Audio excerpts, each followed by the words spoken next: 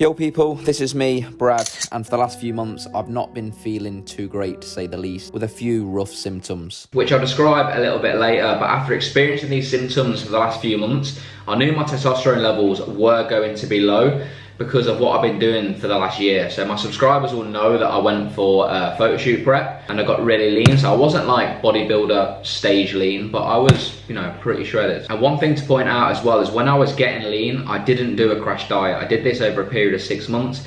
I did things properly, I didn't overtrain, my cardio wasn't excessive. My cardio was at like 2 to 3 times per week for like 90% of my diet. And also that, my food never got really low, my carbs never went under 300 grams, my fats were at baseline of 40 grams. I think the last 2 weeks I dropped them down to 35. Mostly fats play a role in hormonal production, but what I'm saying is that I didn't crash diet. I knew this body composition wasn't something I could sustain all year round, so I gained a couple of kilograms and I thought I could hold this look. But looking back, it was probably quite naive of me to think I could sustain even close to this level of body composition, and I tried to do so for a couple of months when I went away for a couple of holidays, which I don't think has helped matters. Anyway, when I did get back from my holidays, I went to the doctors, got a blood test, and like I said, I was expecting my testosterone levels to be low, but not this low.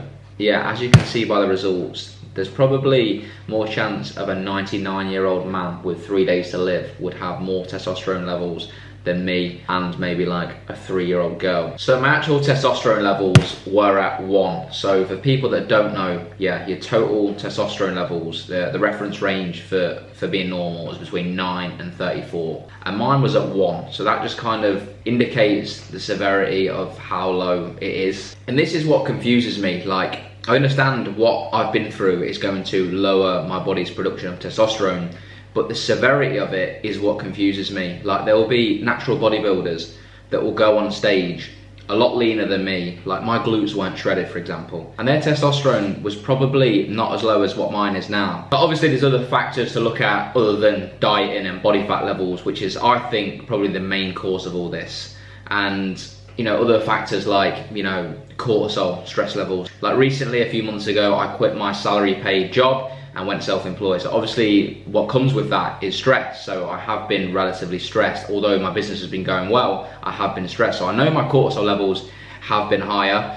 I'm not sleeping as well because of this, things like that. But still, that to me doesn't answer why my testosterone is so low. Thankfully, everything else on my blood test results was all in range, which is good, but I do have a further blood test in 4 weeks so the doctors can test again and examine other hormones in relation to testosterone. But to be honest and completely open with you lot about what I'm worried about is if I've got an underlying health condition that I'm yet to be made aware of, because for the last 12 months or so, maybe a bit longer, I've been suffering with like random dizziness to the point where I feel like I'm gonna faint in places. And I've seen the doctor about this a while ago and they kind of put it down to like anxiety, which I don't think I've got. I don't know if that is related to low testosterone, I don't know, but that's my worry. So what am I going to do and what symptoms was I experiencing?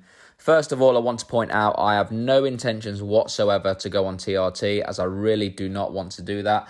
I want to keep my natty card and try and get my testosterone levels back to normal without using any drugs. And no, I've not used any form of PEDs in the past, which I suspect some people think that's what I've done to crush my testosterone levels this bad, but I've not, and I'm happy to do any test at any time. But to be fair, I don't think this video will reach a big enough audience to suspect I'm a fake natty anyway. And even if it does, I don't think I look like a fake natty anyway, so I think I'm safe in that regard. Anyway, so first things that I'm doing at the moment, which I have control over, is just bumping up my calories, gaining some body weight, gaining some body fat, just to feel a little bit more normal. So I am increasing my fats, my dietary fats, healthy fats like avocado, salmon, nut butters, eggs, all these kind of foods that's going to help with hormonal production. Another thing I'm going to try and do, which is probably easier said than done, is just stress less. So I'm going to try and do things I enjoy that might take my mind off things I'm stressing about.